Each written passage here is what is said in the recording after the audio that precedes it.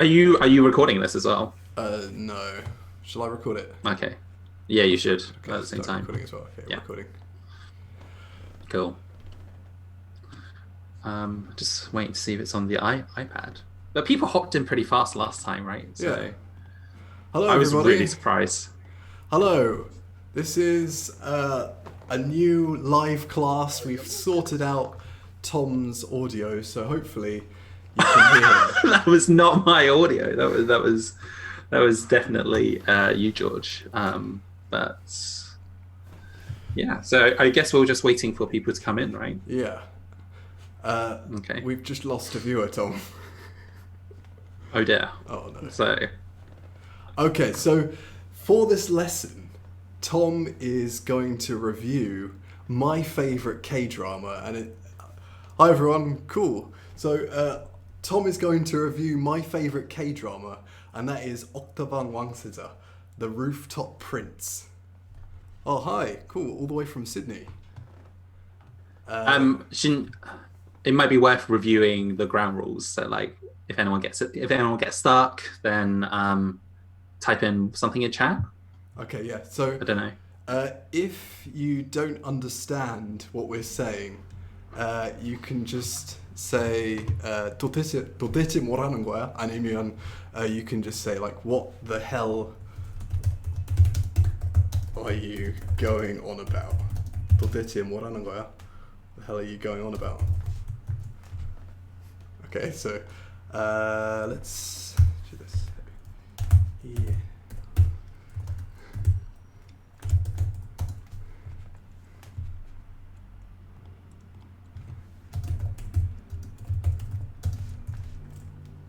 There you go.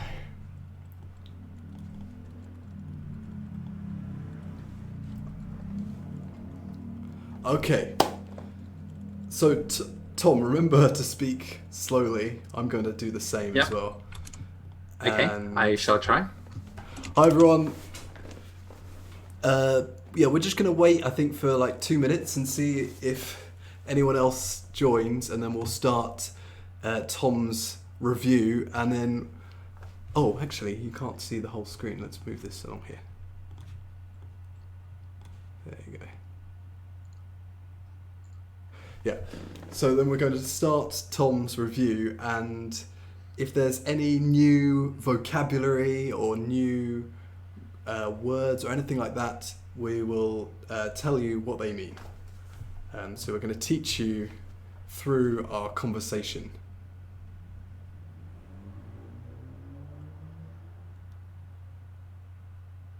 Yeah. Cool. I like in the whiteboard you've written what the hell are you going on about? It's a very useful expression, Tom. Okay, let's just start. Okay, so Tom, Yeah. you have been watching The Rooftop Prince. Now, this isn't a very famous drama. I don't think it's a very famous drama in Korea. It's certainly not that popular. But I loved it, and a lot of my British friends love it as well. So, what did you think about it? I assumed that this was big in Korea. And I guess the reason for that was one, firstly, it's on UK Netflix. I'm guessing Netflix is a thing in Korea, right? Of course, yeah, yeah, yeah. Yeah. Okay. Okay. Cool. So it's on UK Netflix. It's fully subtitled in English. So then I assume the biggest Korean titles make it over to UK Netflix, and also as I was speaking to George earlier, is that the production values seem quite high. So there's scenes where they're in America, in New York, and then you have and I'm going to pronounce this incorrectly, the Husong era? Joseon. Joseon. Joseon. Yeah. Joseon era. Yeah. And so you have those scenes as well as modern day.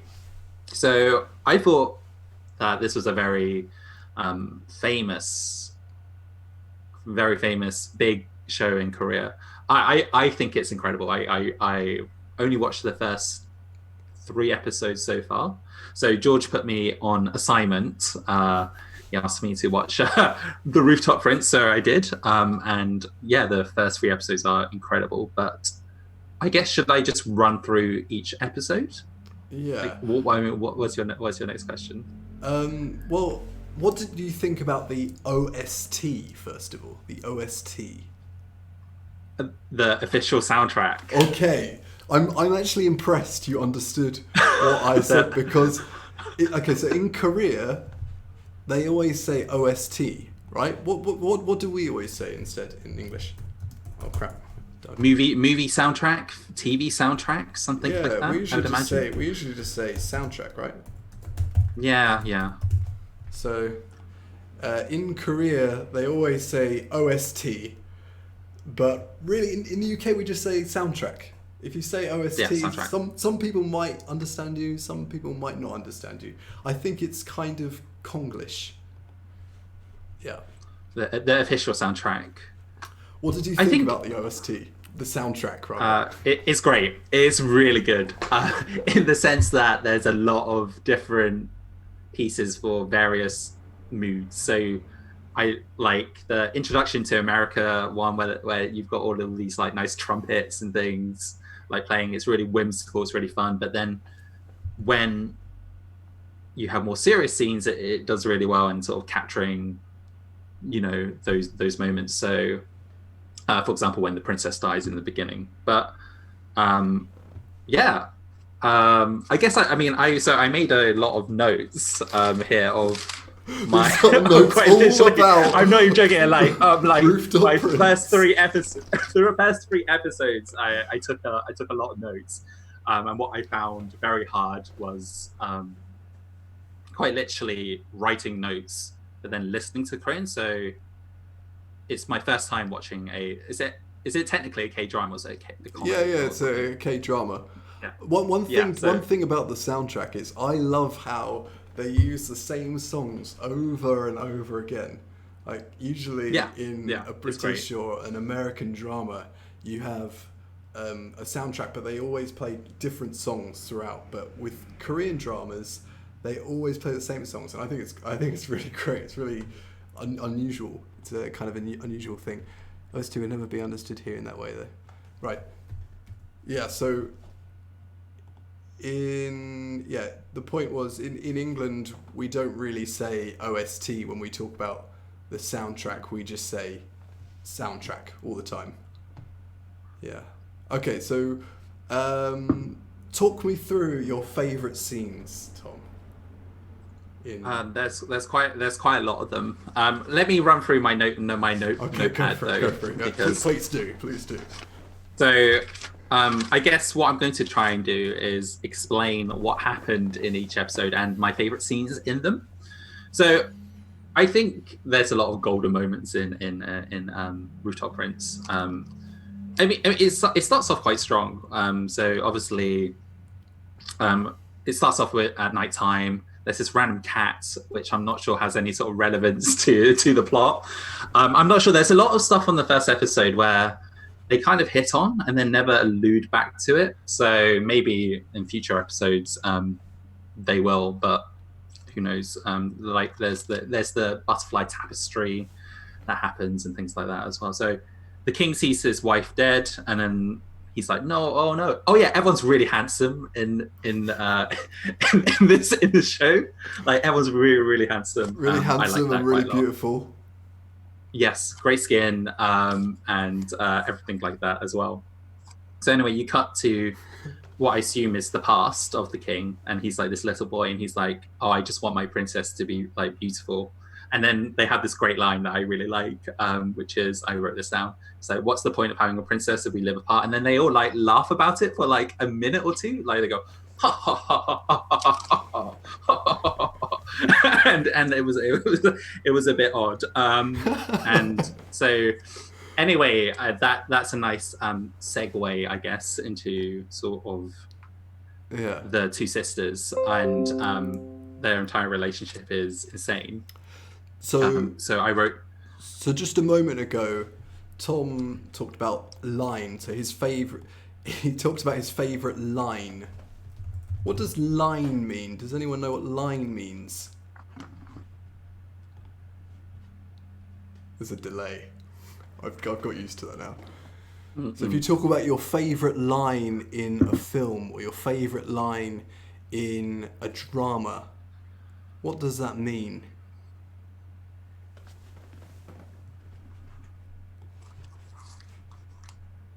You have no answers, George.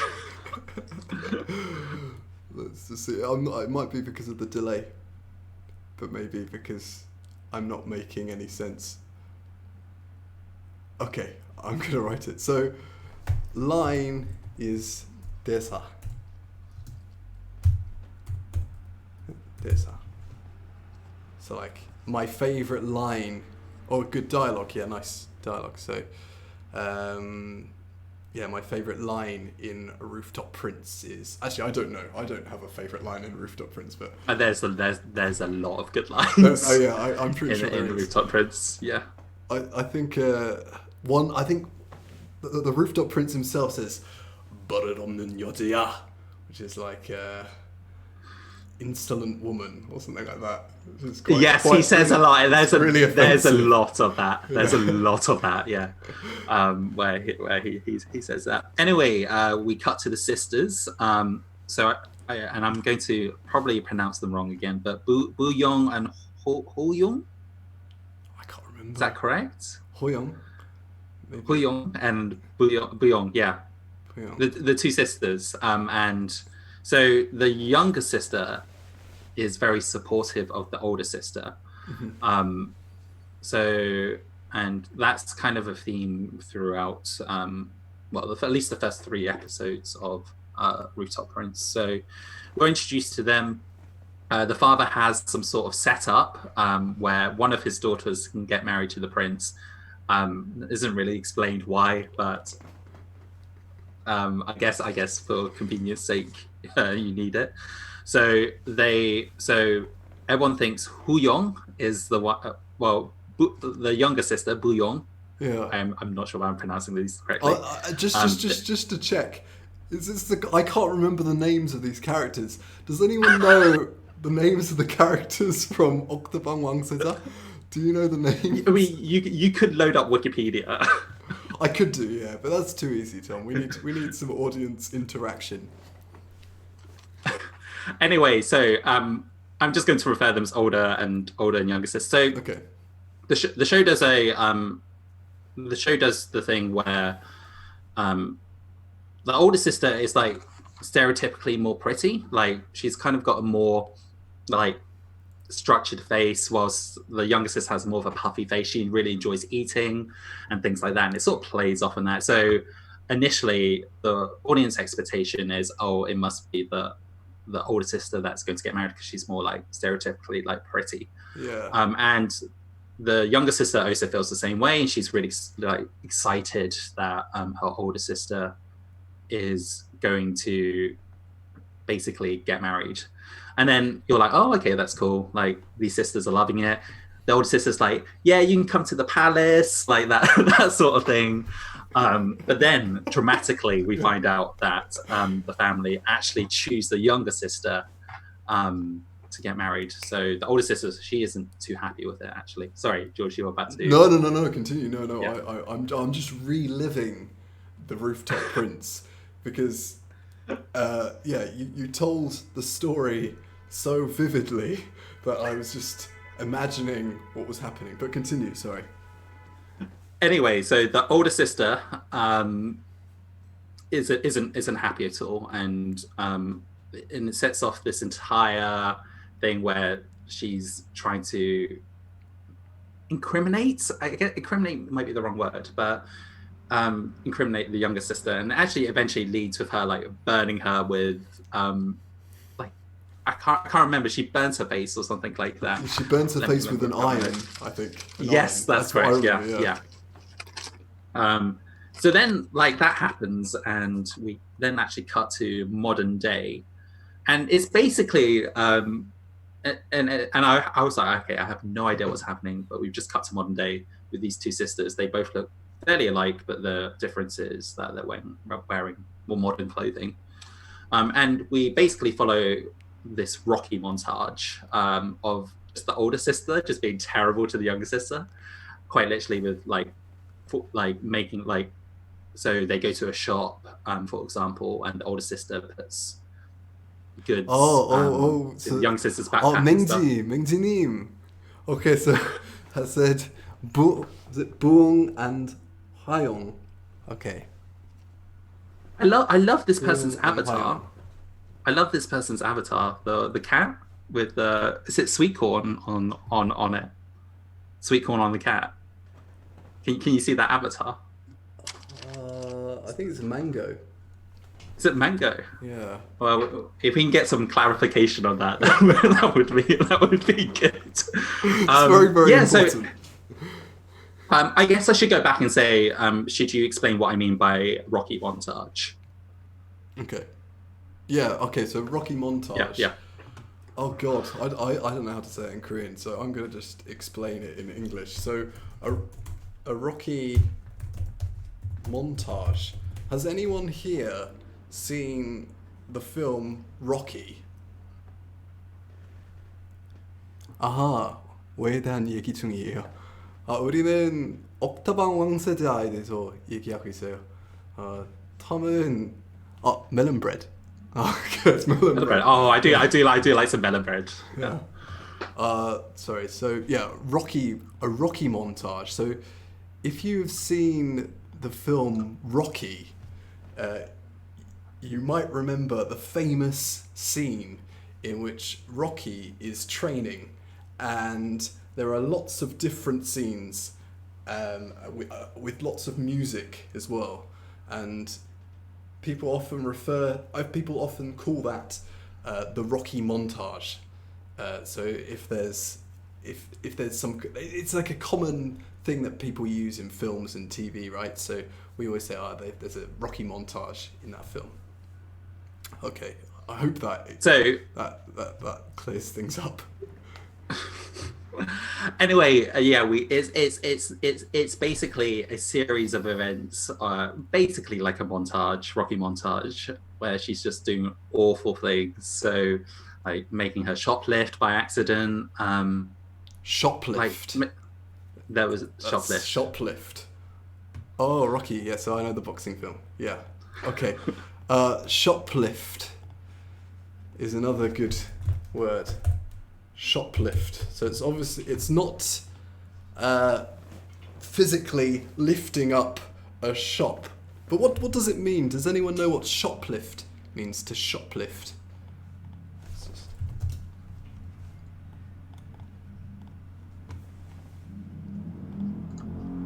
Oh, actually, I've just realised I'm writing down below where no one can see.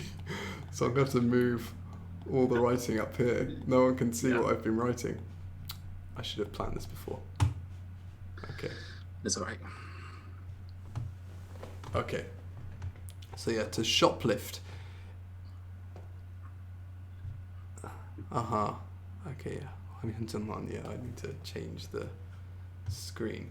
So to shoplift, yeah, that's right. That's the right spelling. It means to go into a shop and steal things.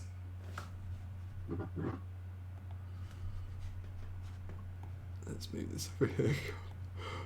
Because I needed to sort this out beforehand.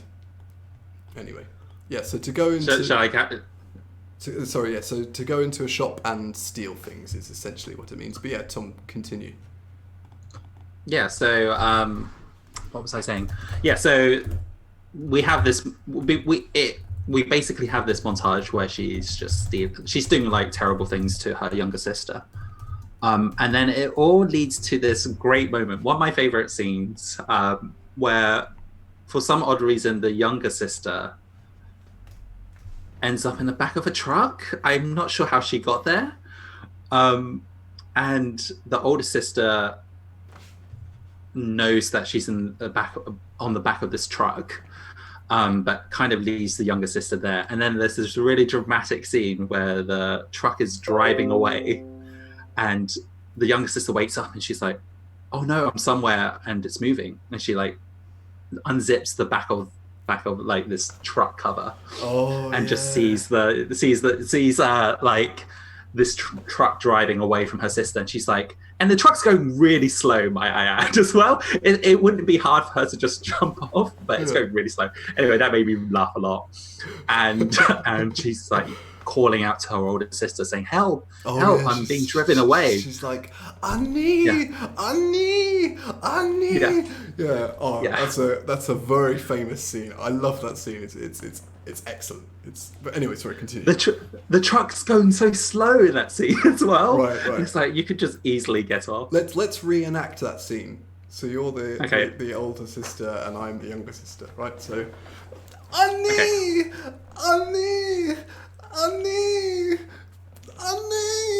She literally turns away. She just goes, goes, yeah. Oh wow! I felt like I was truly in that scene. That brings me back to watching it on Thursday evening. Definitely. So that dramatic scene happens, and then we go back to Imperial. Well, we go back to Korea, like the Joseon. I'm not going to pronounce this. Joseon era. Joseon era. Back to the Joseon era. And the older sister is now getting married to the prince, and then there's this like really weird musical note. Oh, this is also this montage of the younger sister feeling sorry for herself. You can see how she's like covered her face with this sari. Is it sari? I think so. And it's like a scarf. This is like she's used to. There's this musical from the OST. There's this musical. Wait, we decided not to use OST. We're going to use soundtrack. Yeah. Okay, from the soundtrack, the lyrics are, and I did write this down, like something like "innocent woman, soaring flowers, remembrance of innocent days." To in what I assume is her losing her innocence because she's been burnt and she's got the sari covering her face now. And so there's lots of imagery. Lots of imagery. And at one point she's embroidering or doing some sewing. And she's sewing this butterfly design, which comes into effect a bit later. Anyway, the prince and the older sister are getting married. And he's finishing off some poem, but the older sister doesn't know how to finish off this poem. I also don't know. Actually, I'll go over to this point in a moment.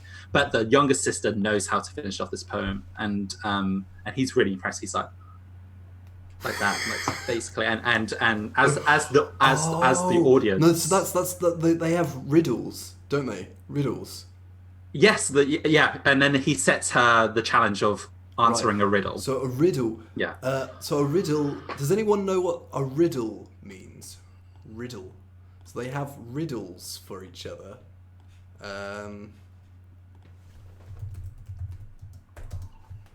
Riddle.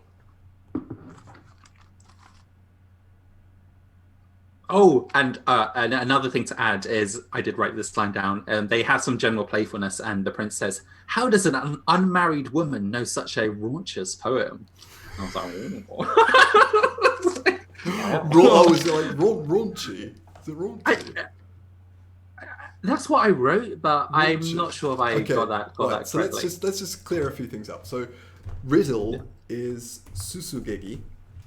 Let's. Like a puzzle, kind of. I don't know if I'm writing this correctly in Korean. This might be wrong. Susukegi, I think. And lots of imagery, like 상징한 거 많아요, I think. And raunchy we had. So raunchy is like 야하다.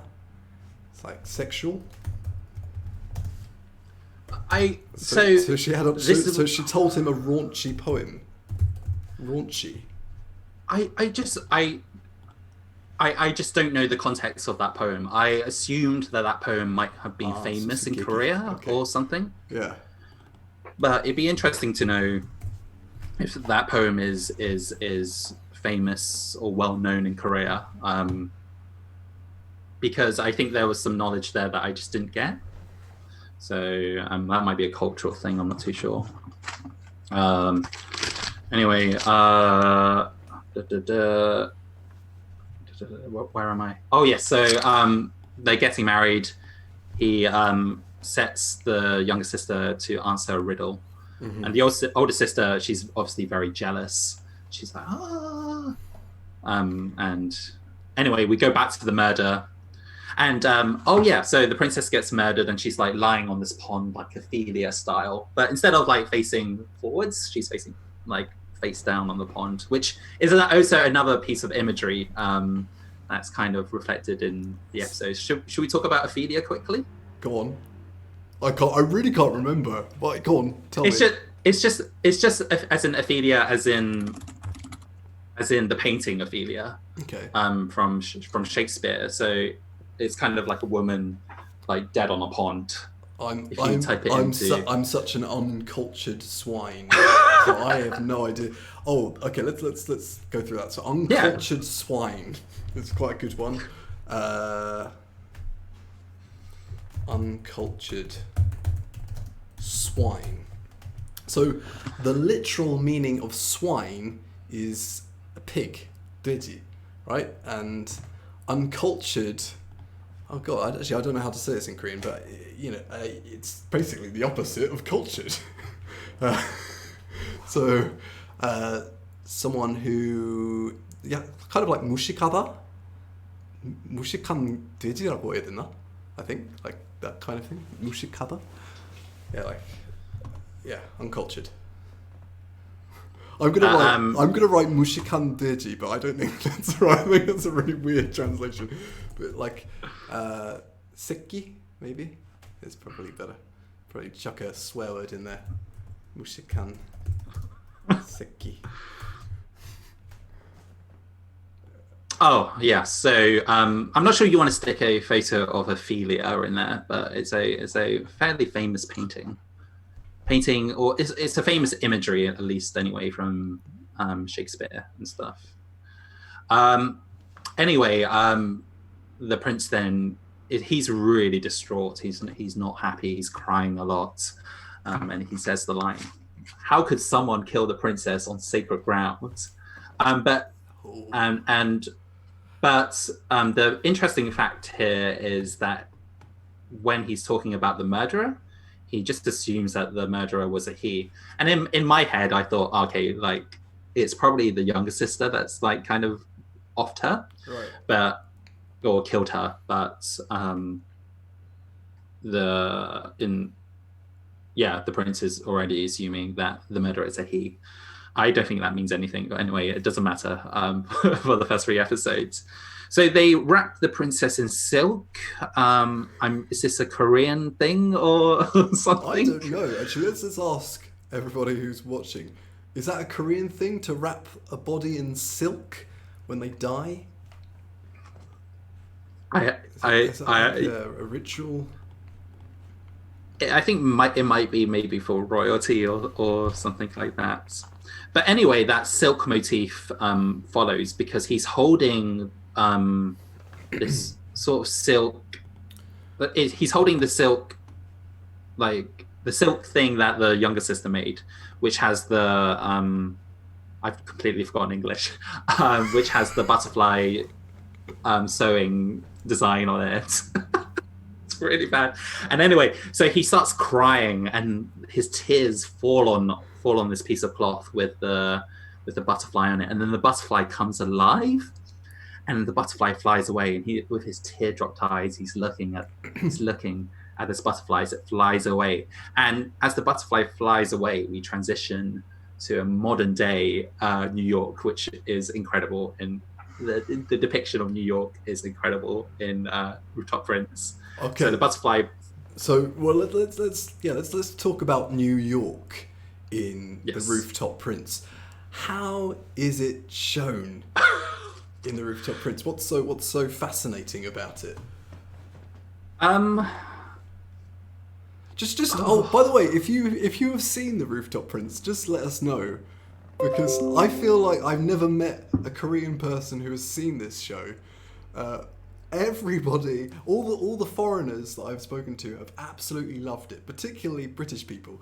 And I'm not, just before you continue, Tom, I'm gonna tell you why British people love the Rooftop Prince. It's because it's exactly like a pantomime in some ways. It's very goofy. So I'm gonna just write. Let's just delete this now. Pantomime is quite a. It's a very. It's a word that's very connected to British culture, isn't it? Pantomime. So. Yeah, absolutely. So to me, actually, a lot of Korean dramas are like pantomimes. Yeah. So a pantomime is like a traditional British play, I guess. It's very, very silly, and it's got a lot of songs, and it's quite childish. It's isn't it? It's for children, really. Oh, whoops! It's disappeared. Here you go. Yeah, so it's kind of a bit daft. God, I'm using too many words. So daft. It's like silly, like 유치하다, I guess. And I guess the reason why New York in the Rooftop Prince is so good is because it's a pantomime of it's the pantomime. It is very much. It's clearly someone who's never been to New York. Yeah. But I think they filmed it in New York because there's some scenes in the New York part where I'm like, I think they actually filmed it in New York. And so you're introduced to this lady who very much looks like the younger sister, and she's like, no, you're introduced to a guy first. Sorry, my apologies. You're introduced to this guy. He's called Taeyong.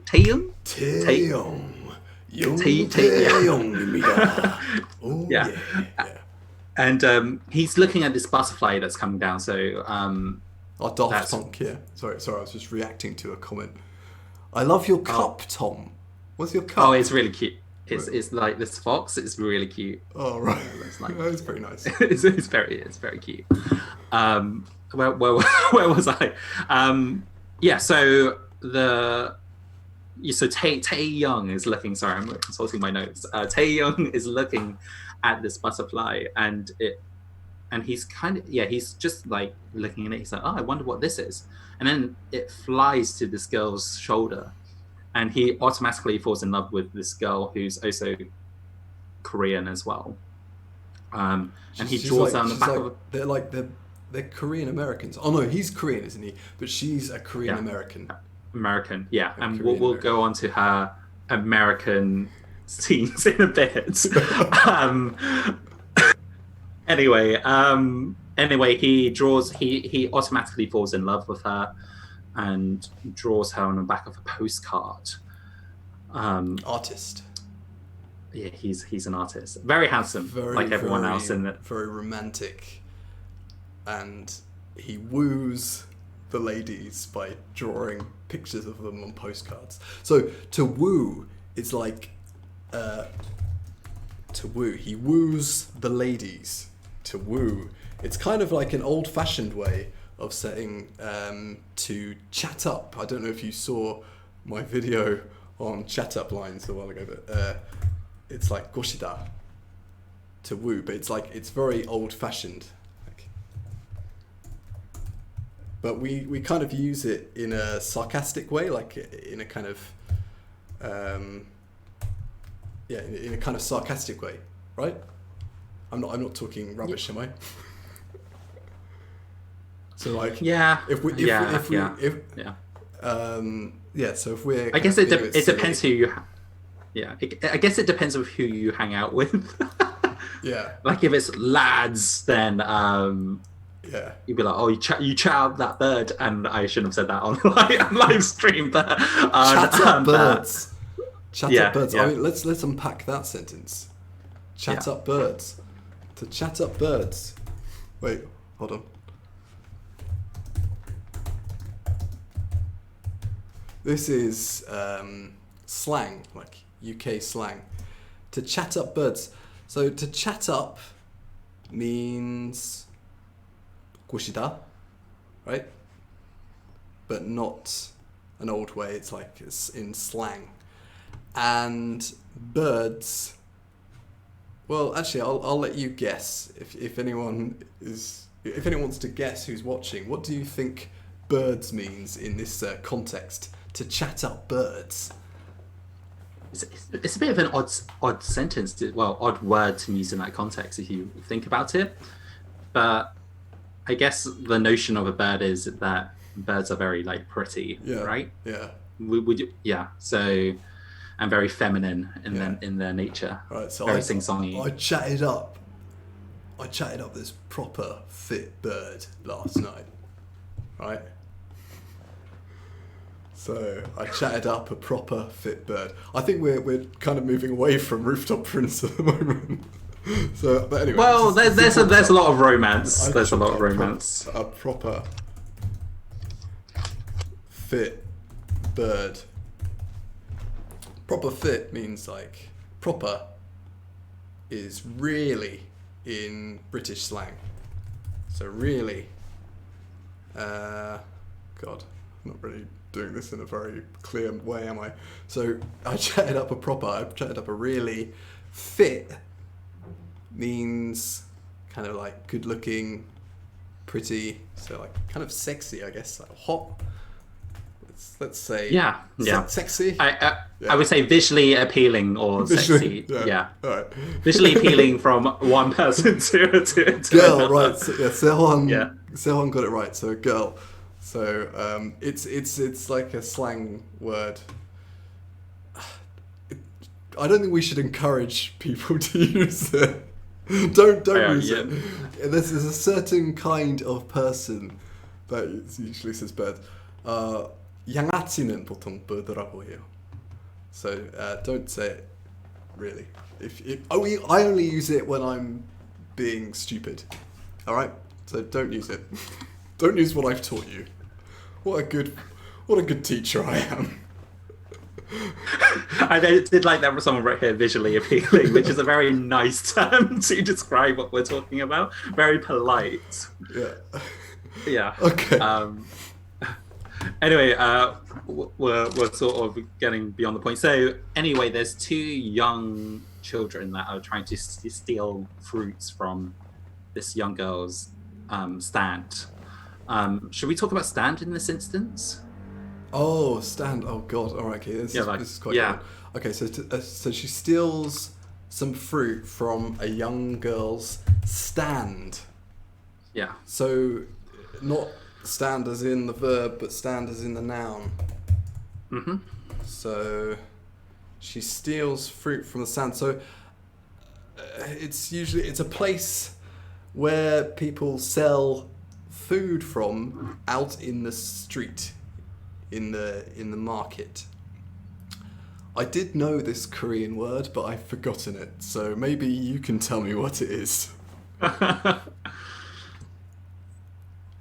Anyway, so there's two children trying to steal fruit from her stand, and she's trying to like wave them off, and eventually throws like an orange or an apple. I can't remember what fruit. Yeah. But she throws a fruit at one of the kids or the children to get them to go away, and she ends up missing. And there's this great green screen moment where this apple or orange is coming towards.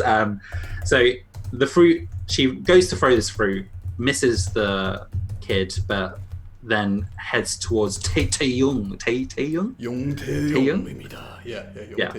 And it goes towards his face, and he's like slow motion going, oh no, and you're seeing this like fruit just fly towards his face, and he gets hit by it and he falls over in a comedic fashion. His legs are up in the air, and his friend comes over, and his friend, I've totally forgotten what his friend's name is. I liked So it is this the bad guy? He's like the bad guy. Yeah, he's Yeah. very handsome, very very handsome. Um, well, I had too many notes. Like I actually don't know. Did your notes only consist of very handsome, very Yeah, and handsome, then very handsome? there was a few like this character's introduced in brackets very handsome, all very good looking. Anyway, I completely lost. Oh yeah, so he meets up with his friend. Do you remember what the friend's name was? No, I mean it's been a long The main time bad since guy. I watched this. I watched this probably about 7 years ago. Oh, okay. But Was it like it still stays fresh in my memory. That's how good Rooftop Prince is. Please, everybody who's watching this, please watch Rooftop Prince. It's the best K-drama. In fact, okay, let me just explain something. After I watched Rooftop Prince, I couldn't watch another K-drama because nothing compared to the Rooftop Prince. Everything looked rubbish. Everything looked inferior to the Rooftop Prince. Actually, that's another good word. Inferior.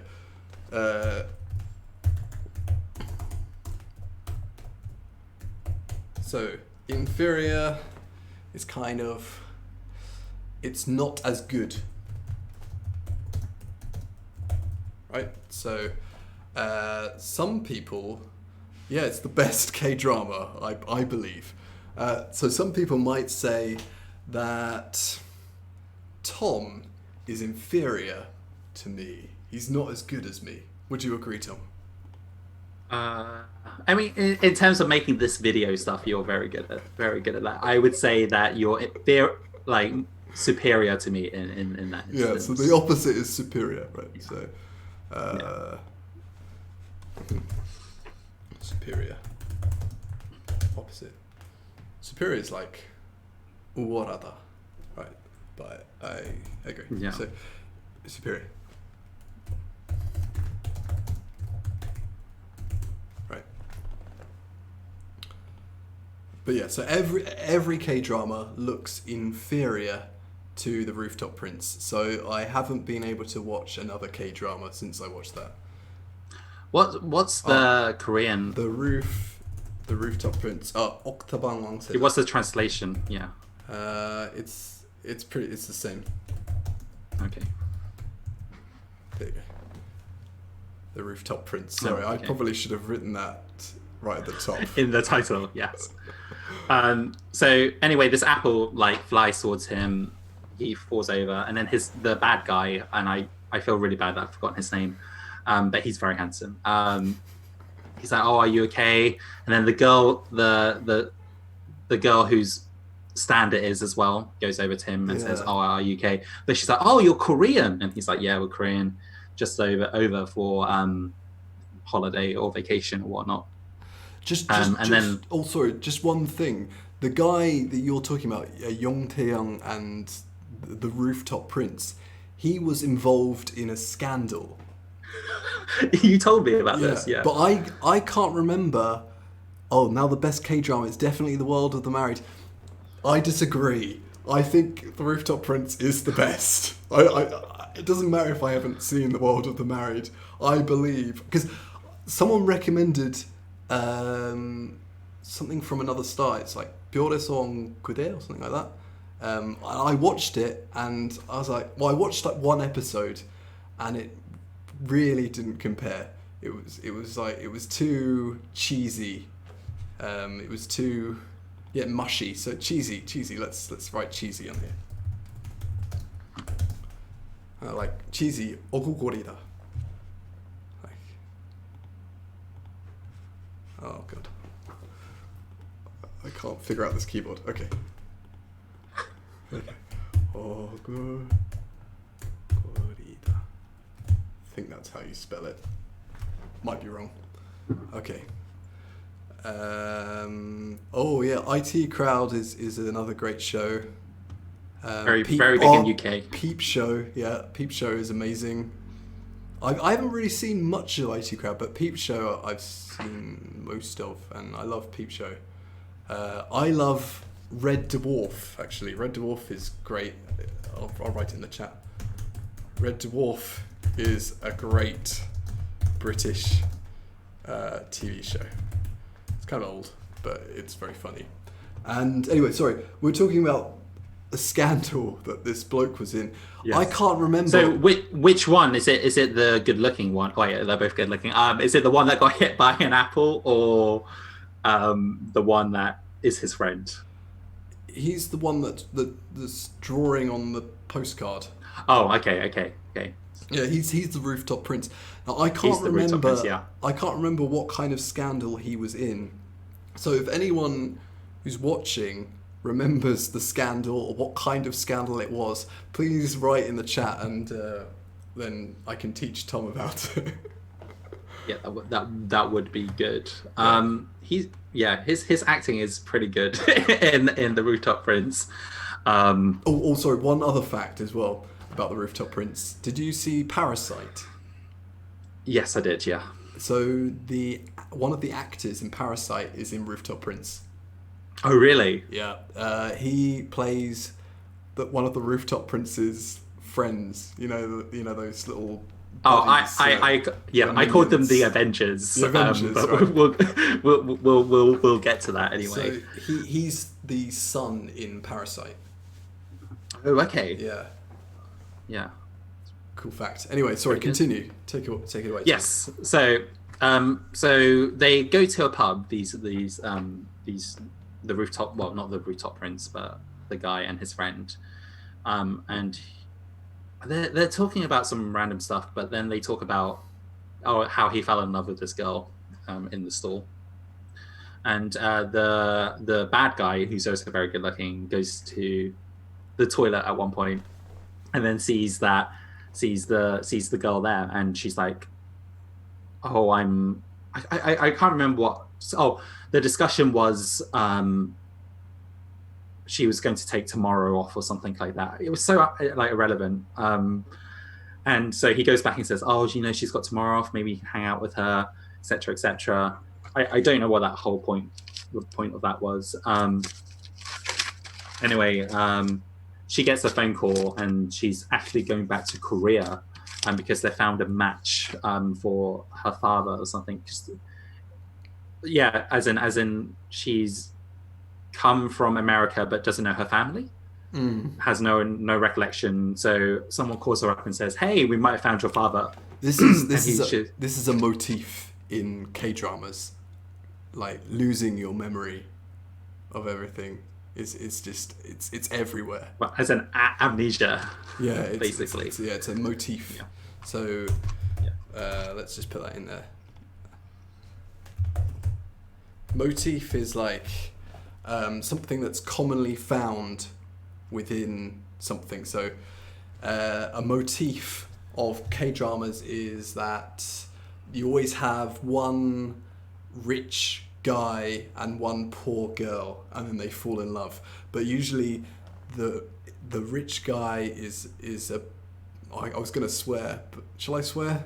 No, let's not swear. The rich guy is not very nice, and the girl is lovely. It's kind of like, and it's a kind of common thing that you might find within a film or a TV show. So a motif of a K-drama is that the character always loses his or her memory. Yeah. Motif. Cool. I think that's the same in Vietnamese and Japanese shows as well. Like there's a lot of the Vietnamese dramas are completely a different thing. They're all pretty bad, but they all have someone losing their memory or something like that as well, which is quite interesting. Anyway, she's going back to Korea. That's significant. Oh, there's this great scene where she's speaking English as well, and her English is not great.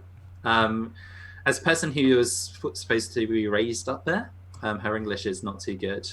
And there's a really funny part where she's in the kitchen because she's a waitress, and she's celebrating with her colleague, and they're both like jumping about, and that's pretty fun as well. Oh, sorry, I'm just going to respond to a comment. So a cliche is usually a negative thing. A motif is is not necessarily, it's not always negative. It's like an artistic thing. So it's an artistic thing that's commonly found through someone's work. So maybe I'm trying to think of an example of a motif, like in a Tarantino film, might be that you always have some bloody violent scene or something. Every time a gun pops up, something bad happens. Right. Okay. So that's a motif. So Yeah. So a motif isn't always negative, whereas a cliche is always negative. Right. But yeah, you're right. So the female character, she's lived in America all her life. She's more American than she is Korean, right? But yet Yeah, her acting's not too great. right. But I assume she was Korean, so it's like, oh, whatever. So the actress is Korean, obviously, but like her character is Korean American. Like she lived in America since she was like 5, I think, and then she lived there until she was an adult, like 20 years old. So someone who's lived in America for that long, you would assume they spoke English like a native speaker. Her English is very good, obviously. Like for someone that hasn't lived in America, in America or the UK, it's very good. But for a native, it's not really that convincing, I think is what we want to say. But it's funny because all of those scenes where she's talking to her colleague, it's nice. It's very cute, and this is going to sound bad, but her colleague is clearly probably the only, like, I feel like it was the only actor that they could find who was quite good looking female, but not actually an actress. But they were like, I guess just go on set and just like pretend to act because which is quite funny as well because she just looks very confused about what's happening. I love the female actress's facial expressions. Her facial expressions are amazing. Like she's like, like real. She has like 3 or 4 separate expressions that she uses for each situation. So it's like, someone's left a comment here saying we see exactly the same thing when we see Korean and foreign films. Like, right. Right. So they exactly it. Yeah, I think that's true. So they portray them as being very good at English, or they portray them as being very good at Korean, but really, in reality, they're not that good. They look good. I mean, so probably the character in Black Panther who speaks Korean looks good to us. Like we would see that character and think, oh, like her Korean is really, really good. But I imagine a Korean watching that scene would think, what did she say? It's kind of similar, I guess, when we watch K-dramas. Yeah. Yeah. Anyway, we go back to Tae-young and his good-looking friend. They're on a yacht, and they end up having a fight over the fact that Tae-young his friend is trying to convince Tae-young to go back to Korea. I can't remember the specific reason why. I think something to do with his grandmother being unwell or something. Your grandmother. It's like, okay. Yeah, grandmother. Yeah, and he's like, no, I'm not going to do it. They have a fight where Tae-young falls off the yacht and then lands face first into the water, very similar to the princess as well. And we cut into the scene. Sorry, go on. Yeah, we cut into this. We cut into the scene where you have the water ripple effect, and all of a sudden, like, you can see like timelines sort of converging. That was my read of it as well. Oh, something that's quite useful just when you have a conversation in English, just like we did there. So I sort of talked over Tom a bit, and then Tom stopped, and I said, oh, no, sorry, go on. Like, I said, go on. So if you accidentally talk when someone else is talking, and then they stop, you can say, oh, sorry, go on. Right? Right, so I'll just write that up here. Sorry, go on.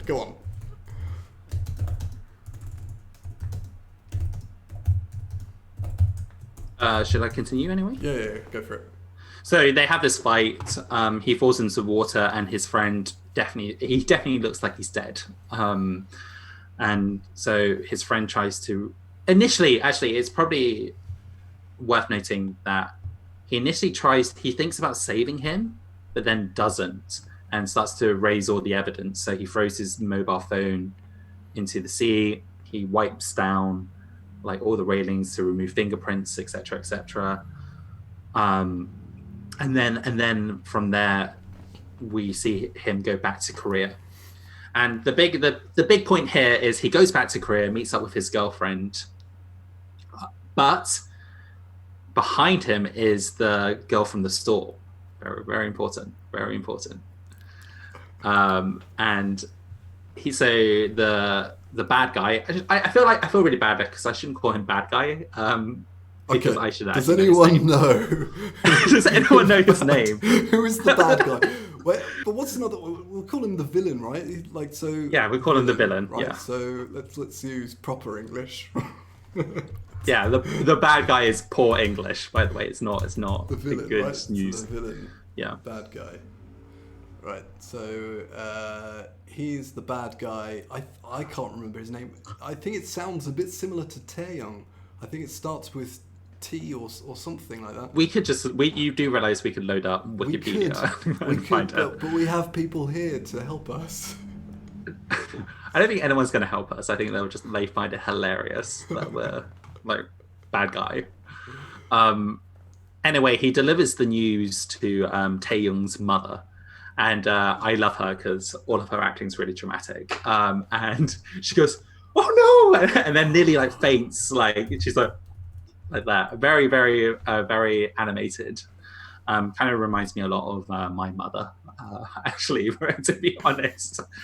And she actually like nearly sort of passes out, and it's a big scene. Yeah. Anyway, we go back to the younger woman who owns the store. She's now back in Korea. And we find out her name is... This is the Korean American, right? Korean American, that's correct. And we find out her name is Park Ha. Pakashi. Yeah. Park, yeah. I wrote down that name. So, and a doctor comes up. She's sitting down in a hospital somewhere, awaiting some DNA results to find out more about her family. And the doctor comes up to her and says, "Yes, the DNA came back and it's positive. So you're related to this guy." And she's like, "Oh, where is he? Where's my father?" But she finds out that her father's actually passed away. And there's this very like dramatic crying scene. She's like crying over like his grave, which coffin, which is in the hospital. I kind of want to sing the song at this point. Yeah, sing it. Yeah. 나 지금 여기 왔어 그대가 그리워서. Oh my god, my singing is perfect. It sounds exactly like she's actually crying whilst that song's playing as well. I mean, as soon as that track comes on, you know that your heartstrings are about to get pulled. We're still on the first episode as well. We're going to cover two. There's too much to talk about. So while she's crying, two people approach her, and one of them says, "Who's that girl crying?" And then the older woman out of the two of them says, "Don't you realize that's your younger sister?" And we're like, because we're taken back. Yeah, and we're taken back, and we finally realize it's the younger sister and the older sister from before. Right. And the older sister. Sorry, yeah, it is the older sister. The older sister. Shit's about to kick off. Sorry, yeah, exactly. That's a rude expression you can use. Shit's about to kick off. And she's having guilt. Well, I don't think she's having guilt more than she's more scared about being caught. She's like, does she remember that I locked her in the back of a van or something like that? Yeah. So I think that's what she's initially worried about. But Park Ha says, I don't remember anything. Like, I've hit my head. I have complete amnesia. And so I don't remember. So she's kind of like, oh, phew. She doesn't remember. Going back to my notes, what happened after this?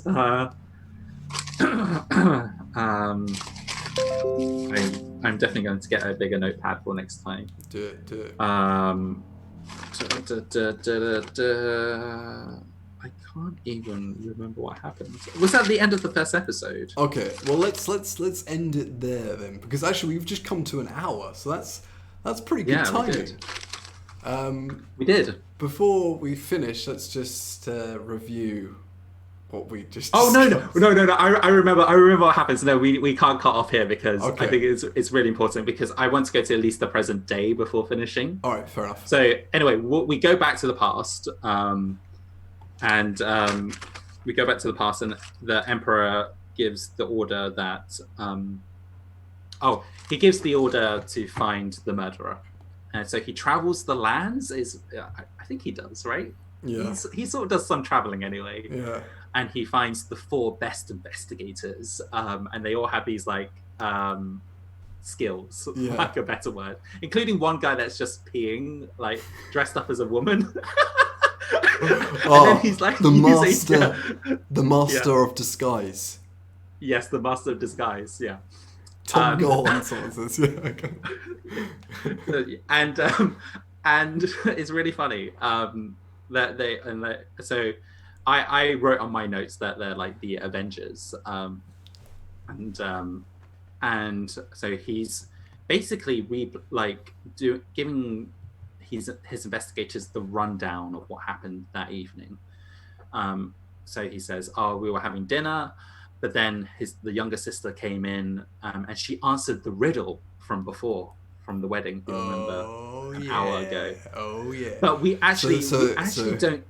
There's nothing sexier than a girl who can answer some riddles. But we don't hear, as we the audience, we actually don't hear what she said. How she answered the riddle. Like, it's complete silence. We just hear the mouse flapping, but we don't actually hear the answer. So we know that something weird is happening there. I tell you what, I love that the Rooftop Prince's smug expression, like. Oh yeah, he's got a lot of expressions. Like this. Smug.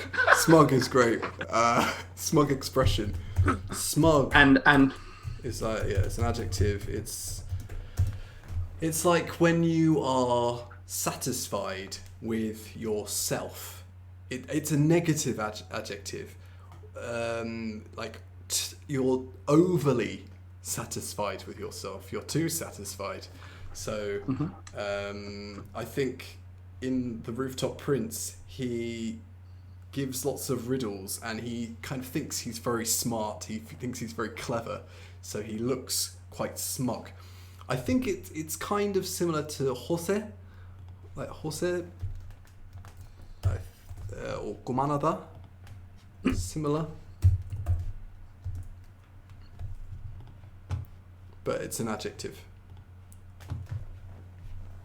Okay, sorry, continue. Go on. So, yeah, so he's giving, so she answers the riddle, and the older sister was once again really annoyed. So, and then she's found dead, of course. That he's currently running through all of the scene at the moment. And then one of his employees or soldiers or whatnot comes in and says, "We found a person that might know what happened that evening," because all these 4 investigators are going out to try and find things, and they're all coming up with like dead ends. They can't find out what's going on. All the dead ends lead to someone being dead or something like that. So there's something weird going on. Yeah. So anyway, so all 4 of them rush out. They're all on like horses, and they go to the location marked by the soldier. But it turns out to be an ambush, and there's this like dramatic fight scene, an ambush. Which isn't. Sorry to cut you off again. This is quite a difficult word. Ambush. I did learn this word in Korean. I can't remember what it is. Oh God. Sup, 기습, 기습. I think 기습, 공격, 기습 공격. So there's an ambush. I might be wrong. 기습 공격, I think is right. Anyway, go. Sorry, continue. Go on. Yes, they get caught in this ambush, and the framing of all this entire scene is a bit weird. Because I think they filmed it during the daytime, but then added some special effects to make it look like it was nighttime. Yeah, that's what it seemed like to me. And anyway, they're escaping from the ambush, and they're in dire straits. This is not a good ambush for them. They're outnumbered. They're outclassed. There's a lot of people chasing after them, so they're in serious danger. Yeah, and so they're like riding away, trying to escape, and then to escape, they jump off this cliff, quite literally, to get to the other side, but are then swallowed by the moon that's like half full. Oh, and then yes. Yeah, and so they get swallowed in, and then the moon just blackens, and the people who are chasing after them in the ambush go, "Where are they gone?" And that leads us to the end of the first episode, I think. It's time travel at its best. It is. So I'm not sure if you want to stop there, or should we talk about? There's so much that happens in the second episode, though. I think we should stop there. I mean, it's pretty late in Korea. It's 20 past midnight. It is late. I guess the people that are watching now are all night owls. I guess the question is, do you want us to talk about this more on a live environment? Yeah, actually, we want your honest opinions. Do you want us to talk about something else, or are you happy for us to continue talking about Octavang Wangsaja? Or do you have a particular topic in mind that you would want us to talk about? I mean, I want to talk more about The Rooftop Prince because I definitely want to watch all 20 episodes. I guess my only concern about watching all 20 episodes, apart from wasting 20 hours of my life watching it, is I'm a bit worried that the we're not even talking about the second episode, but the gimmick of these Hyuson. Did I pronounce it correctly? Maybe I don't know what it is. What? No, the era that they've come from. Yuson. Oh, Joseon. Joseon. The Joseon era. Tomorrow is Sunday. Who cares? So that's true. One person that wants us to carry on just talking about this. the Hyuson era. And if that gets old after a while, like 20 episodes is quite a lot. So I'm not sure there's filler in the middle, or not really. But I guess if people find it interesting, we can carry on talking about it. Maybe. 우리 다음 시간에는 어떤 주제에 대해서 얘기할까요? 우리 옥타방 왕세자에 대해서 더 얘기할까? 아니면 다른 주제에 대해서 얘기할까요? 어떻게 생각하세요? 그냥 댓글 남겨주세요. Okay, so I have all my notes for the second episode, like quite literally, like there's still like 4 pages. That the second episode is so good though. Should we just talk about it? Oh, okay. So someone said because they've watched our videos, it seems like we travel a lot. Do you have any plans to come to Korea together? Well, how about how not to live your life? That's a good topic. But yeah, do you have any plans to come to Korea together? Well, I am in Korea already, so it's nighttime for me. But Tom, do you have any plans to come to Korea? I would love to. I don't know much about Korean culture. Like I said, this is the first K-drama that I've watched, though I've kind of pitched with George that we should do a Korea traveling series or something like that. Yeah. I would really like to do that. But it's just the case of when we can do that, especially in the circumstance at the moment, really. Yeah. But yeah, how how not to live your life. Would that be a good topic? Advice for how not to live your life? I think that would be not a good topic for me at present. But actually, no. To be fair, that'd be a fun topic to talk about. Yeah. Yeah.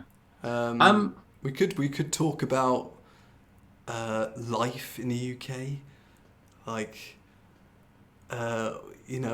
our experiences at school. Perhaps I don't know if people would find that interesting. Maybe not. In Gyeongju, I could talk about Gyeongju. Yeah.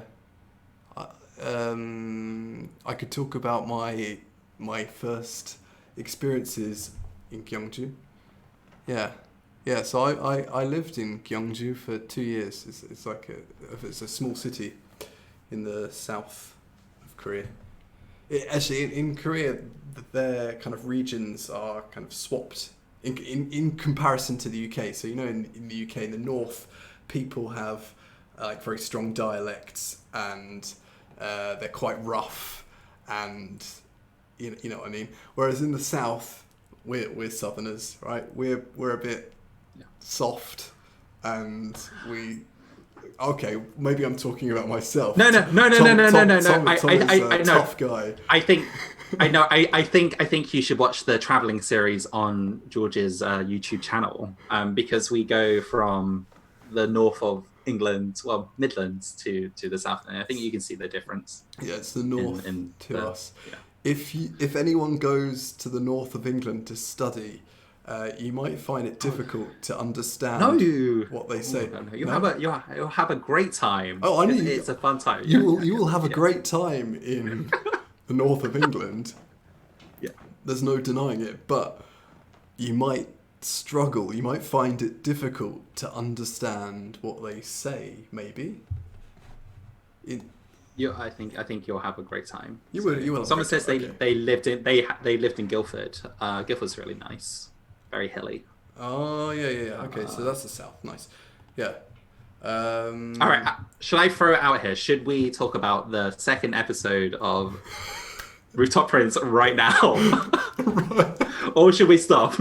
I mean, what I want to talk about it is the thing, but I realise it's well, people are still watching. We've got 10 viewers at the moment. This is I've got 12 on my screen. Oh, 12. Yeah. Right. Yeah, we're on peak. We had about 8, so now we've got 12. All right, we've got to keep going. We've got to keep going. Okay.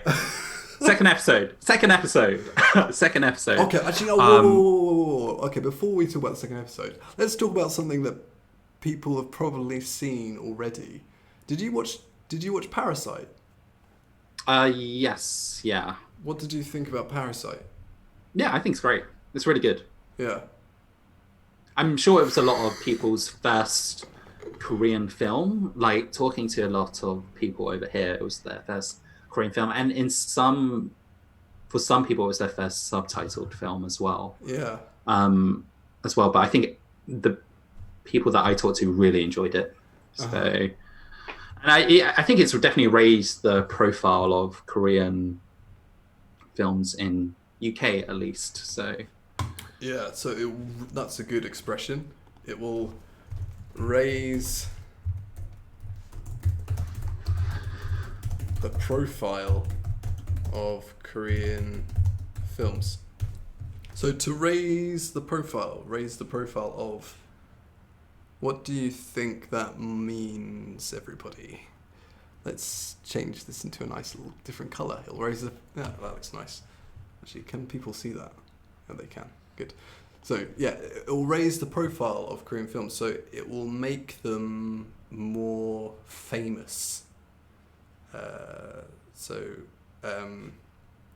Because of the success of Parasite, Korean films will become more famous as a consequence.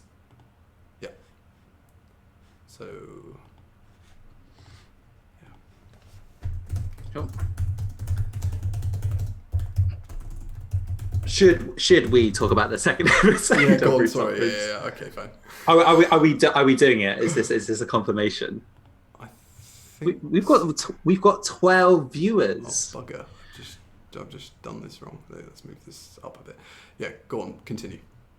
Okay, so I will make this quicker than the first episode. I think when we were talking about the first episode, we had to talk a lot about characters and stuff. And we kind of got that out of the way now. So second episode, I think the first episode actually ends with Park Ha going back to her apartment and seeing the Avengers.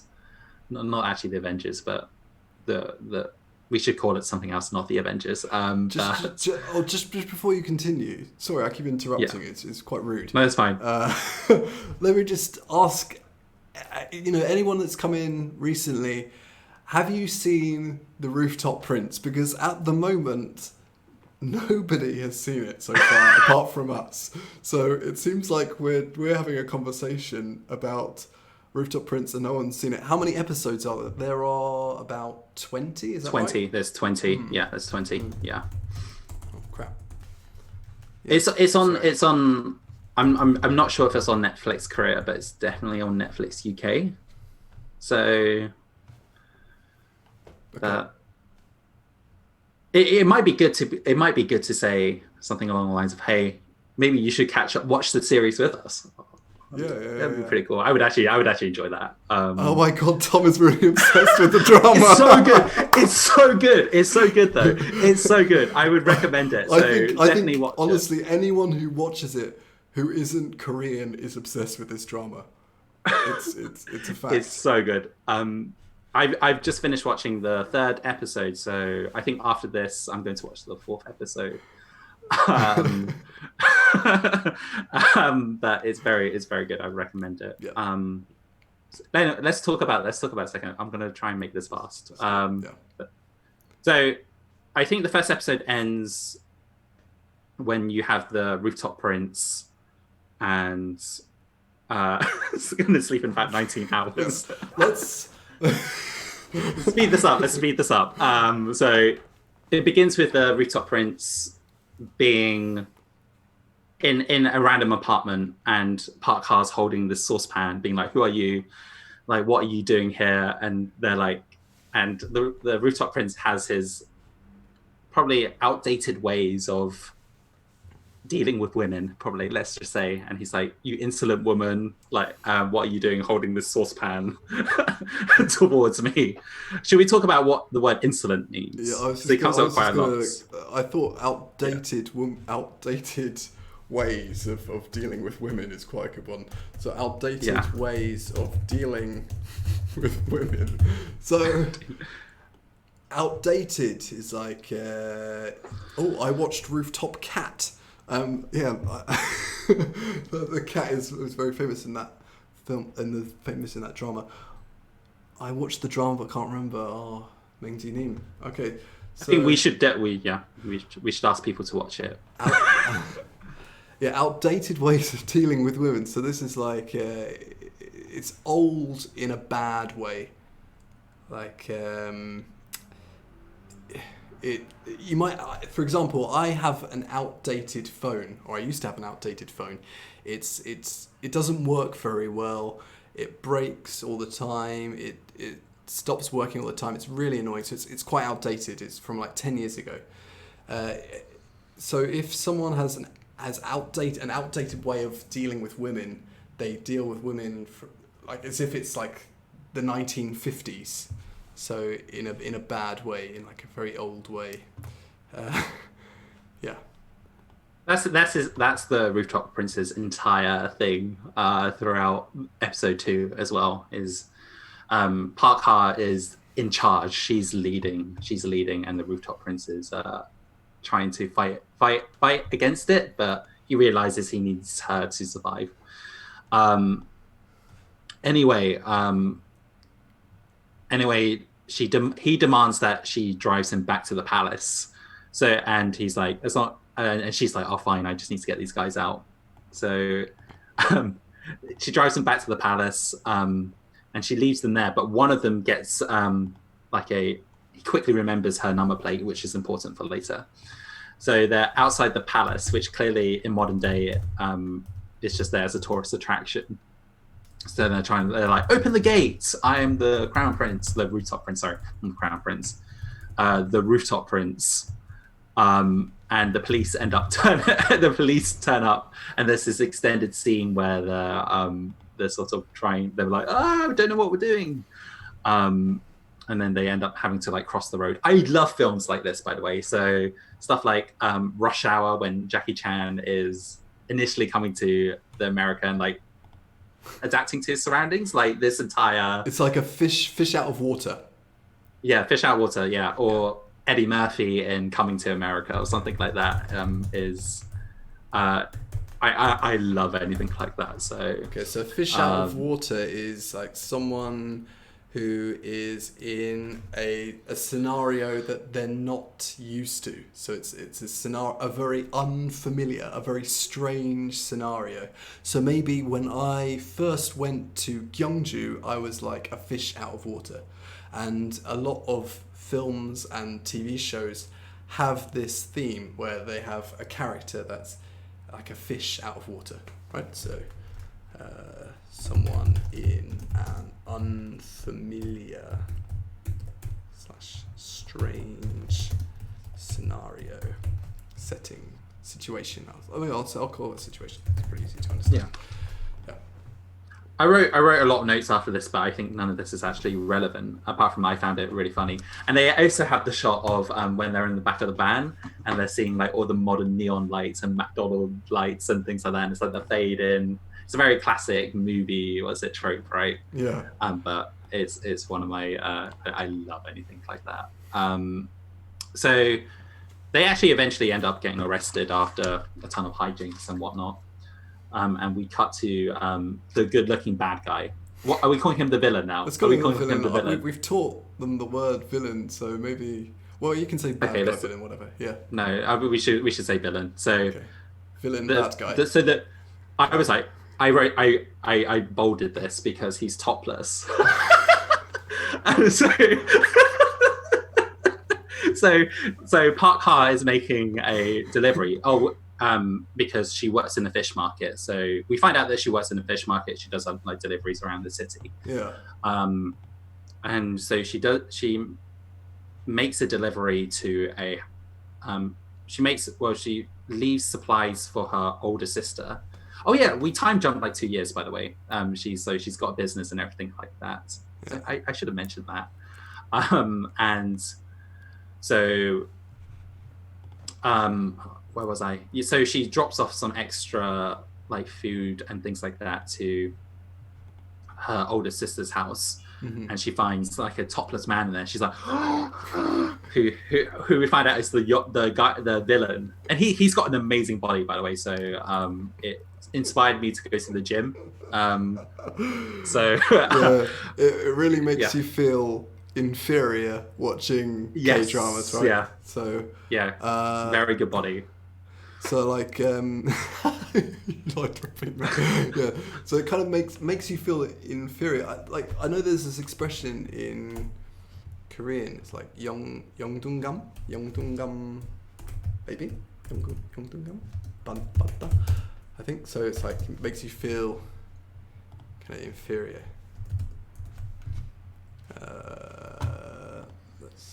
Oh god, it's still in Korean.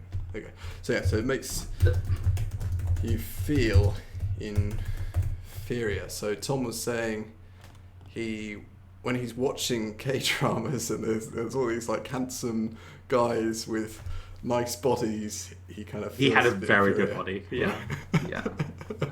But the point I'm trying to get at here is not his body, but the fact that he recognizes Park Ha. Yeah. Sorry, I didn't write this word correctly. Yeah, Yeodungam. Sorry, continue. The thing is, he recognizes her as the lady that helped his friend out. Yeah. He recognizes her from the United States, and he starts panicking because there were no as far as he thought there was no witnesses for the sort of the murder that he committed, but she knows that they met on that day. Whilst he's been saying like, no, I when I landed in the States, I couldn't find him. His phone's been switched off, and things like that. So he's like, oh oh no, he starts worrying. And the older sister comes in and she's like, oh, I saw him topless, and runs away. But the villain says, how do you know her? And he starts questioning who she is, and that's definitely a thing. And he goes down to the garage and drives away, and you're like, oh, okay, he's going to try something. Anyway, our Avengers end up getting out of prison. They get out of prison after being arrested through this hilarious scene where they remember that they have no like ID with them. Should we talk about what ID is? Like identification. Oh, it's kind of the same in Korean, so yeah, ID. Yeah. Identification. They have no ID or anything like that. But the policeman's like, oh, if you have a guardian, we can we can send you to them. And they're like, what's a guardian? And they're like, well, you need an ID, you need ID address or a number plate. And the guy remembers the number plate from before. So this is a very dramatic scene. We find out he's a great calligrapher. He's like, oh, just writing down the driving license. And they get out of prison, return back to Park Ha, and Park Ha's like, oh no. And then there's all of these scenes are kind of useless, but they all add to the fact that these guys know nothing, right? So there's one scene where she's like, "Oh, just wait in the house. Wait in the house. I'm going to do stuff outside, like I think she's meeting like new roommates or something." So they're all in there, and the TV like switches on, and they think it's and the TV switches on, and it's this guy with a samurai sword, like showing a period piece like drama, and they think it's an actual enemy. So oh yeah, there are great scenes like this, like of them reacting to different things like that. The thing I like about Rooftop Prince is that it's so over the top, like. And it doesn't care about being over the top. And actually, this is quite a good. Go on, sorry, what were you going to say, Tom? No, what I really like about Rooftop Prince is they have moments where things are really serious, but then the next scene after, they'll play something like completely funny, but they'll play it straight for both sides. So you always kind of have like funny scenes and then really dramatic scenes, but they do a really good like job of gelling all of that together. Yeah. And it never feels unnatural in it never feels forced is what I'm trying to say. Actually, it all feels it's very weird but very very fun. Tom looks so happy when he's talking about Rooftop Prince. Yeah. I love it. It's so good. It's so good. Before we continue, I just want to elaborate on this one expression. It's so over the top, because over the top is used quite a lot. Wouldn't you say? So like, I would say so. Yeah, a Korean translation might be "Obahada," maybe. Like it's kind of similar, and it sounds similar. I guess it's taken from English. Obahada. It's like over the top. Oh crap! You can't see that properly. Let's move this out of the way. Yeah, so it's over the top, overly dramatic. So with Rooftop Prince, they react to things in such an over the top way. It's so dramatic, and you might say that a friend is being over the top. Like for example, if Tom saw me in I don't know, like a pink shirt and a pink hat, and you're like, oh, you can't go like that, someone will kill you, and I'll be like, oh, don't stop being. Actually, that's not a very good example, is it? No, I think you were getting there. Anyway, I might say you're being over the top. Stop being over the top. But yeah, that's probably a crap example, but hopefully you get the message. Anyway, sorry, continue. Go on. There's a lot of over-the-top reactions to things, so that they end up like basically breaking this TV, but as a result, they end up like burning a curtain or something like that, which ends up creating a fire in the house, and there's this hilarious scene where they're trying to find water and they get it out the toilet basin, quite literally putting water in the toilet basin in their mouths and then spitting at the curtain to try and basically resolve the fire issue. Which is really funny. And Park Ha comes in and sees her house being basically being destroyed. And she's like, okay, you're now all working for me. Yeah. You're all working for me, which is she's quite like a tough woman, isn't she? Oh, she does this nose. Great. She does this nose thing with her nose. She's like, don't you remember like this? Has she done that much? That's one of her expressions. Yeah, a lot of that. Yeah, there's a lot. Yeah, I like that expression. It's good. Yeah, and she's quite good. And she dresses them up in 4 different jumpsuits. It's a tracksuit, really. It's not a jumpsuit. It's a tracksuit. Tracksuit. Okay, tracksuit. This is a British word. Tracksuit. Whoops. It's God. Oh God, I keep forgetting how to change it. Tracksuit. It's like exercise clothes. What do they say in American English?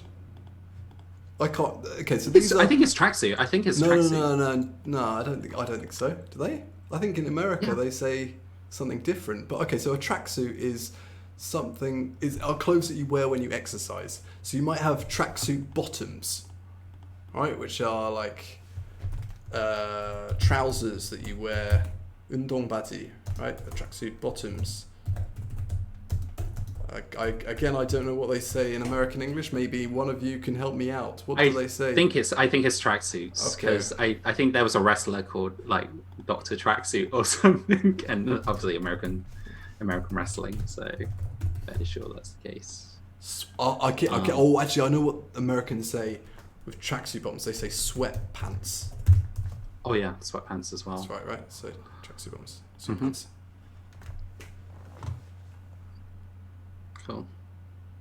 And I think we start to establish the love connection between Park Ha and the Rooftop Prince, because she's like teaching them how to zip up clothes, because they don't know, they have never seen a zip in their lives, and she zips up the Rooftop Prince's tracksuit and they both get quite close to each other, and there's like a extended time where they're both looking at each other, and then they sort of pounce away from each other, but you're like, ooh, there might be something there.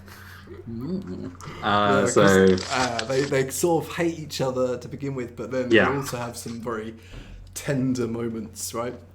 Tender moments. Yeah, it's definitely very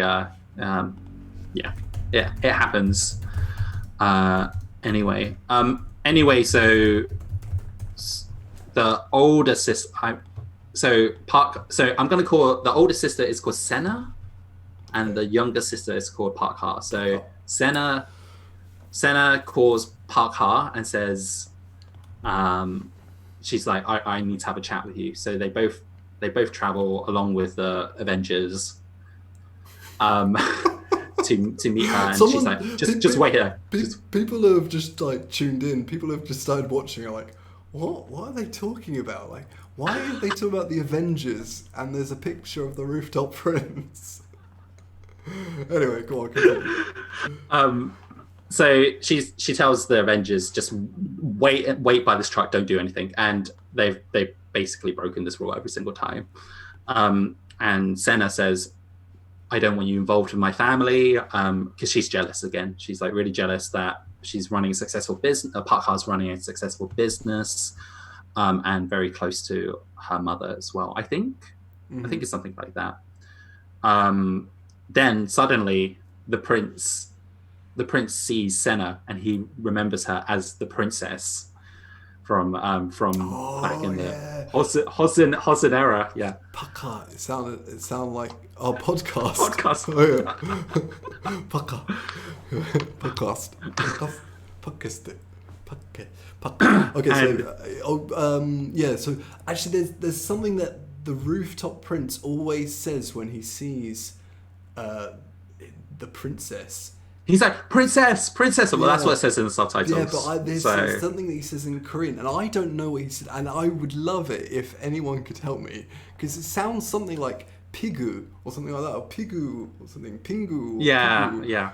So he sees. It's very dramatic. He sees the princess, and he says something like pigu or pingu or pigu. So if anyone knows what that is, if anyone knows what I'm talking about, please type in what he actually says. I feel like we're the only people that have seen the rooftop. Well, it might be like a way for a prince to address the princess. So it might be a way for him to call the princess. But anyway, continue. Yeah. Anyway, he ends up like crashing into some automatic door that doesn't open. And Menji said to me, it sounds like baka, which is like idiot in Japanese. Japanese. Yeah. Right. Anyway, yeah, he ends up running into some glass door, and they go to hospital, and he's like, oh, princess, and so they're in hospital, and he's like sitting there, and then this is where the time travel stuff gets really complicated. So the guy that was on the yacht, what was his name again? Taeyong. Taeyong. So Taeyong's mother walks past and sees who is also in hospital after passing out because she was told her son went missing. sees the rooftop prince who looks like Taeyong in the hospital, and then goes, Taeyong, and then passes out again. And that's entirely ridiculous. We have a connection. We have a connection where we finally understand that the modern day is linked to the past. Right. Anyway, they all go linked to the past. Zelda. Great game. Yeah. Great game. I don't know if anyone else plays Zelda. Anyway, go on, continue. Anyway, they all go back to the rooftop. The prince decides that the rooftop will be his base, and therefore, I guess that's where the rooftop prince title comes into effect. He's like, this will be my base. This will be my base. He quite literally says that. Yeah. He quite literally says that. And they all get drunk that night because they're all quite happy for some odd reason. Yeah. And then you have this moment on the rooftop where it's just Park Ha and the rooftop prince, and she says, "Are you joking about this whole? I've just come back from the Joseon." I swear, by the end of this video, Tom will have learnt Joseon. Okay, he won't say Joseon or whatever words he can say. Joseon. I'm just going to say random stuff. Joseon era, Joseon. And she's like, she says, "Are you actually from the Joseon era?" And he's like, "Yes." And then so they're like drinking, and then they like spray cream on their mouths or something like that. This happens. It sounds like the start of some kind of adult film. But they're basically getting drunk, and there's a spark. You can tell there's a spark. There's a spark. Oh, very good. Yeah. I'm gonna have to write that down. There's a spark. Okay, there's a spark. Like somtada, maybe. Yeah. It's like so there's something between them. So there's like it's like a romantic moment. So it might be a very brief romantic moment, like a brief romantic moment. I'm gonna say like somtada maybe, but it's only for a small moment. Well, Park Ha really likes him, and they have this moment where, do you remember the scene, George, where he's like, he touches her cheeks like this, and she's like, "What are you doing?" And then there's this extended moment where you're like, are they going to kiss or something like that? But it turns out he's just like, "Oh, my hands were cold." Yeah. Great. And that's pretty funny. And then there's another sort of Rocky montage where they're just working. And then they get new clothes, and Park Ha's like, go get changed in this building, like in the bathroom, and they can't find what the bathroom is. Yeah. But they see an elevator open, and one of the Avengers says, "Hey, look, it's a four-sided wall.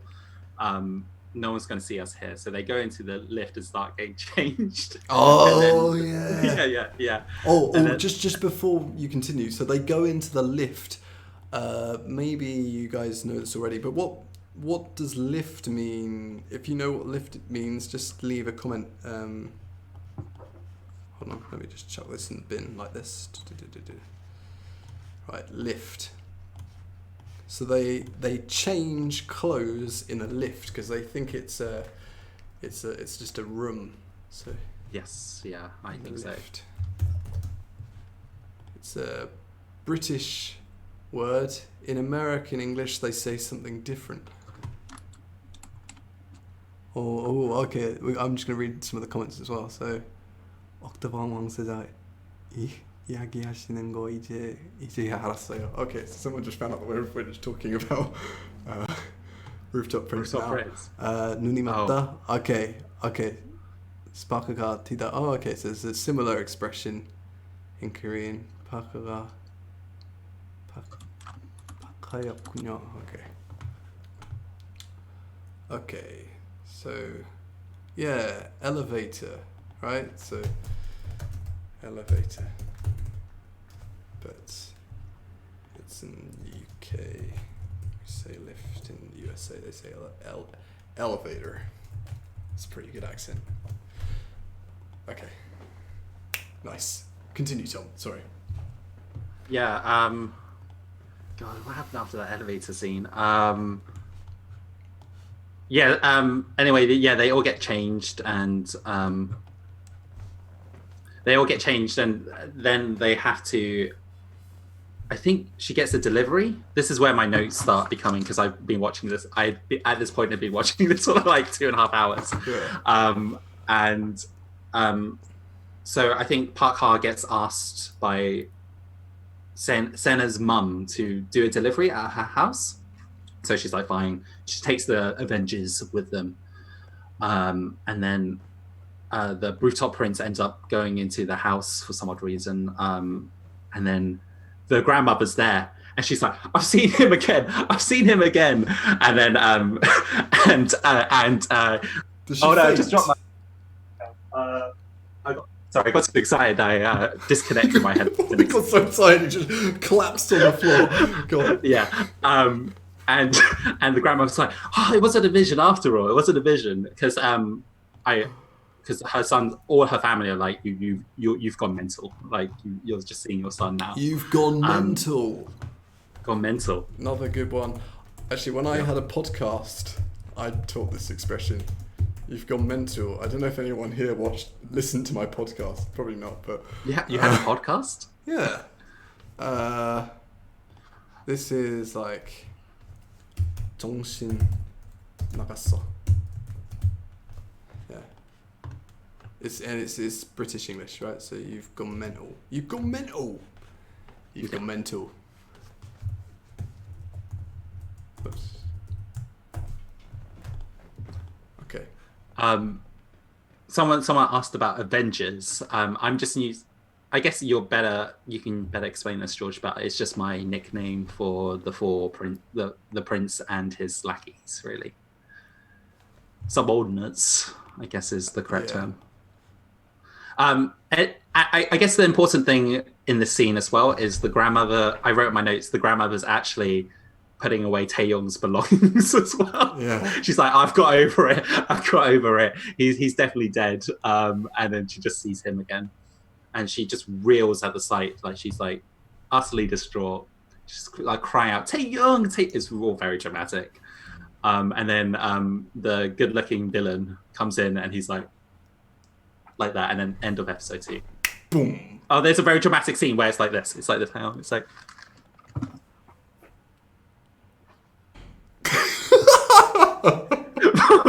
But way more dramatic. Who does that? Wait, who does that? Which character? No. So that's the prince. He's just like, Oh, and then the good-looking guy's like that or something. right. Yeah, And yeah, then that's it's exactly like it. boom, boom, boom, Boom, boom, boom. and yeah, end of episode 2. Let me just explain that actually.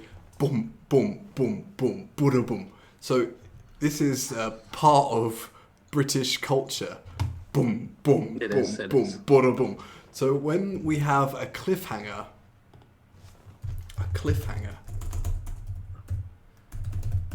this is like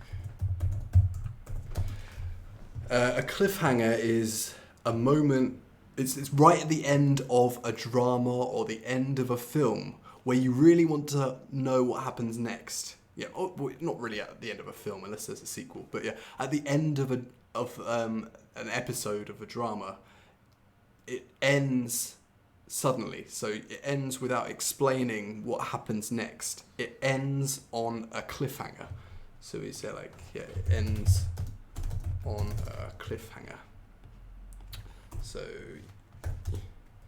an episode finishes suddenly and you want to watch the next one. Right, so it's kind of like a dramatic ending. Oh, ending 장면. Okay, maybe, yeah. So, yeah, it's a very dramatic ending. And we have a drama, a very famous drama. It's a soap, we call it. And that's like an 아침 drama. We call it a soap. 아침 drama.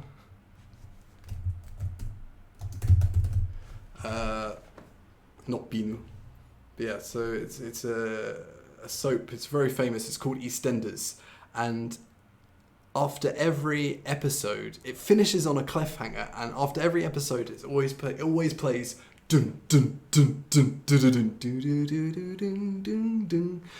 So some British people, when they watch a drama or they want to know what happens when something ends on a cliffhanger, we sometimes go dun dun dun dun dun dun dun. Anyway, that's some British culture for you. Continue. The funny thing is, when something bad used to happen at work, I would play that theme after someone had finished their sentence, and people got annoyed very quickly. Yeah, just like on my phone, like quickly, like play. We'll see what happens next. Dun, dun, dun, dun, Dun, dun, dun, dun, dun. Yeah, actually, I'll write but- the name of the soap. Sorry, before you. Yeah, EastEnders. EastEnders. It's amazing. Well, not amazing. It's okay. Yeah, You know, it's popular at least. so EastEnders is like a famous British soap, and it's set in London, and everyone speaks like this, don't they? Oi, you ain't my mother. Yes, I am. They speak like this, and yeah. What else can we say about EastEnders? I think that's it. But yeah, I think you pretty much got it. A lot of drama, as in quite a lot of people fighting. It's probably over very one another. difficult to understand what they say because Yes, yeah. it's very London. But yeah. Mhm. And that ends episode 2 of the Rooftop Prince. So I think we've finally come to an end about talking about it. So I guess the next question is, does anyone want us to talk about this more? Really, to be honest, because I want an excuse to watch more Rooftop Prince. Really. Yeah, I mean, we can. Okay, yeah. So for the next video, I'm pretty tired now, so I'm probably gonna go to bed. Yeah. But Yeah. but I it's want to been- watch more Rooftop Prince. It's been really fun. I've really enjoyed this. It's been fun talking to you and also reading people's comments and talking to them. So, wow, the hotel in I stay before is cliffhanger. I'm trying the word. Oh, okay, cool. Yeah, so yeah, I'd like to do it again. So maybe next week, same time next week, we could do this. I think we should probably have a better time that's not 11 p.m. Yeah. We had Yeah. we had some technical problems, some tech issues. So we figured those out a little bit later on, and so that's why we started at 11 o'clock. We were supposed to start at like 7, but Yeah. I think we should do these things 7 or happen. something next time. Yeah. Yeah. Okay. So yeah. So next episode of this like English listening practice. Let us know what you want us to talk about. Do you want us to talk about the Rooftop Prince again? I think Tom really wants to talk about the Rooftop Prince again. But if you have something that you would like us to talk about in the next episode, just let us know. So is it like a cliffhanger time now? Yeah. Okay. So Tom, what did you say to my mother? Huh? What did you say to my mum? And then go Boom, doom, boom. doom, We doom, doom, finished. doom. Yeah. Would be. How do we finish this? I mean, we do have I to don't. finish. Yeah, on a I don't know cliffhanger. how we finish it. No, maybe I should end with what I learned about Korea in the Rooftop Okay, Prince. so what did? Oh, and any words that you learned? What any Korean words that you learned? To be fair, because I was making notes throughout, and I was just generally confused a lot of the time. I actually didn't learn a lot of Korean, apart from Anayoseo, which is hello, right? That's close enough. Yeah. Is that not close? They say a lot of hello, which is probably something like that. But 안녕하세요. it actually, yeah, it made me actually. I was like, I should probably learn a bit of Korean, maybe. But maybe it's more funnier just me not doing so. I don't know. But yeah, it was really enjoyable actually, and it's. I think I actually want to watch more K-dramas now after Yeah. watching Rooftop Prince. So, Okay. like, there's more of that. Can you I would recommend definitely- a K-drama to Tom? That's a good point. If there's a K-drama on Netflix UK, we can talk about talk about we it. can talk about that. I would, if you'd like us. if anyone to has any talk about suggestions, a yeah. K-drama, just leave a comment and we'll try to talk about. I will watch it over this week, basically. So, Okay. but yeah, it was generally quite good. So thanks for everyone who stuck around for 2 hours. Thanks for watching it. It's been a long lesson. Tom, please say 잘 자요. 성시경. Okay. Say like 성시경. Oh, okay. So I don't know who 성시경 is. Song Shi Gong. 성시경. I don't know. But say. Tom doesn't know who Song Shi-kyung is, though. Okay, yeah. I'm sure. No, Is it the villain? Is it the villain? Is it the villain? Maybe. Anyway, say 잘 자요. 잘 자요. What does that mean? I don't want. Just like sleep well. Oh, 잘 자요. How Like do I- good night. can you spell it out for me? 잘 Jiao Sayon. 잘 자. 잘 Jiao 자요. Jia. Jiao Jiao. 잘 자요. Okay. Jiao Jiao. 잘 자요. Jiao Jiao, everyone. Okay. I don't know if I just swore in Korean, but No, just. you definitely didn't. Oh, okay, cool. Okay, so Cool. yeah, good night everyone, and see you next time. Bye bye. Okay, end stream.